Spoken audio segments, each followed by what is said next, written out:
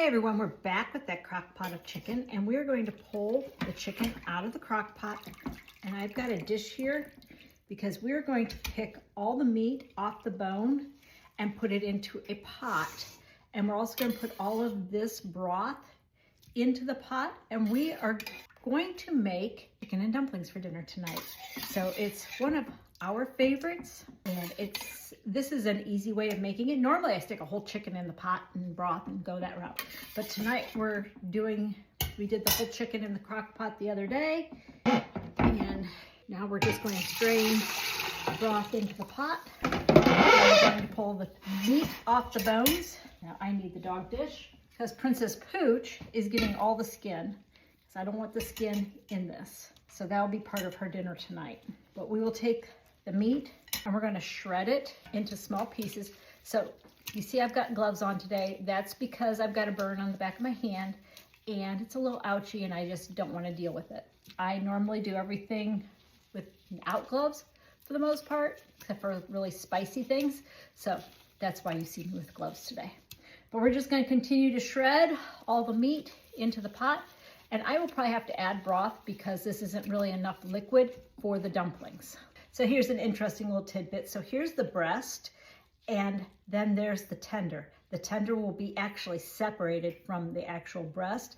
This is like the prized piece of meat in most animals. So just so that you can see, it kind of fits in there. I know when I pull the breast meat off when I'm doing it raw, there's a nice little groove that you can stick your finger in and pull the tender out. So now we're going to make some fluffy dumplings to go with our chicken dumplings. 1.5 cups of flour, 2 teaspoons baking powder, 1/2 teaspoon of salt, and then we're going to mix this all together real quick. Now we're going to add our wet ingredients in. It's 2/3 cup milk, 1 egg slightly beaten, and then 2 tablespoons of melted butter. And we're just going to mix that in. I'm going to switch to the fork. And just until everything is wet. You don't want to overmix this.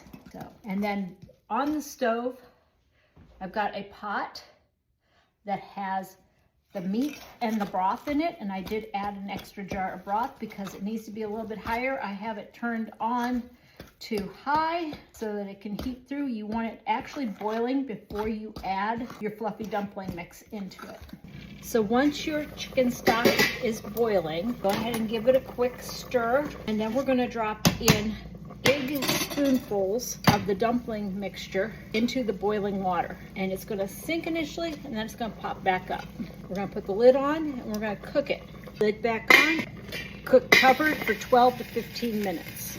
Note, once you put the lid on, you don't have to disturb it. So the timer just went off. I'm going to turn the timer off and we're going to pull the lid. And don't you see those nice fluffy dumplings? And we can turn the burner off now. Look at the beautiful dumplings. Try not to burn myself. And there's the chicken.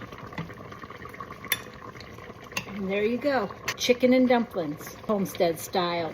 This is Kelly signing off from Yellowknife Homestead. You have a great day.